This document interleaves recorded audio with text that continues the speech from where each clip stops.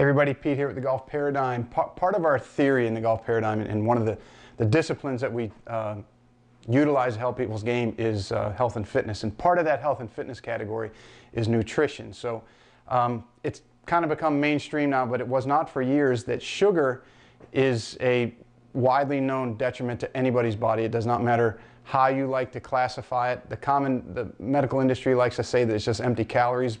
The scientific world on that is advising them likes to say that, but if you talk to somebody like Gary Taubes, who wrote the book Why We Get Fat, and amongst others, and has done a considerable amount of research on this. He is a scientific investigative reporter. Got some great information out there on sugar. He will tell you that it is highly, highly toxic to the human system, as will many other people in that industry. So if you're looking to improve your sleep before an important round of golf, you're looking to get rid of joint pain, you're looking, as we talk about in a lot of our videos, to reduce inflammation in the body and just overall better health, then elimination of sugar, which is classified or as addictive as a class 1 narcotic, so it's not easy, is one of the most important and best things you can do. Now today I'm going to give you some sugar substitutes that are considered in the natural world natural, but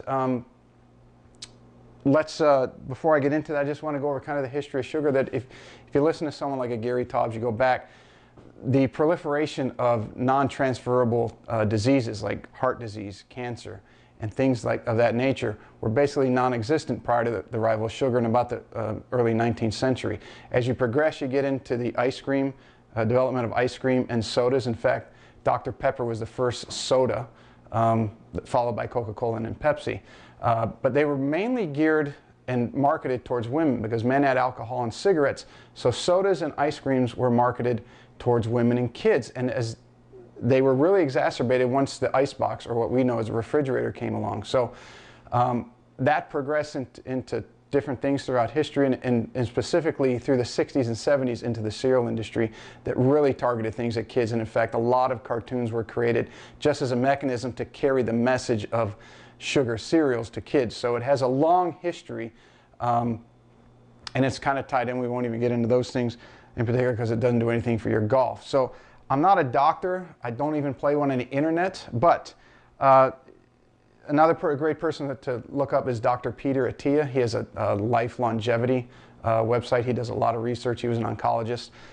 He has done a lot of great work and studies on what supplemental sweeteners do, in particular aspartame, xylitol, stevia, Splenda, monk fruit, just to name a few, and has dispelled a lot of the myths out there that artificial sweeteners are detrimental to the body. So now the tests that those were derived from came from tests on rats, where they would feed rats, say aspartame is the most highly touted one. They would give rats aspartame all day long, where they would basically eat their body weight in aspartame. But I would suffice to say that if anybody ate their body weight in aspartame, it would have negative detrimental effects. So what Dr. Attia concluded was, when you have these in somewhat moderation, meaning you're not eating your body weight every day, they have almost zero to no effect on you. And in fact, because the sweetness factor, regardless of which one you use, is much higher than sugar, you have to use you can use a much, much less amount, okay? Which is why a diet soda, for example, will have almost no calories because the artificial sweetener content is so low. So that's how they get away with that. But how this will benefit your golf game, again, it goes back to the reduction of inflammation, where you are going to use so little of this and get the same taste that you might not even get an insulin response. And as we know, insulin production will cause inflammation response throughout the body. So just to give you a couple easy ones, if you want to run down, most of your local grocery stores, wherever you are in the country or the world, will have these. You've got monk fruit, and again, all these come in packets that are similar to sugar. So you would just tear open the packet like you would anything else. You guys know the routine.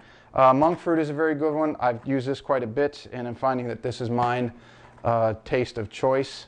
Monk fruit comes largely from the Far East. Another very good one is xylitol. Again, this is one that has been found in a lot of people, and again, we're all different. But this one here is found to not even have any insulin response in a lot of people. And the third one here, I'm sorry I don't have the box because I broke it open, but these are different packets of stevia. So we've got stevia in the raw, This comes from the stevia plant. I've got whole earth stevia sweetener. Doesn't really matter which one you use. It's just important that you use them in place of your sugar if you have to have it.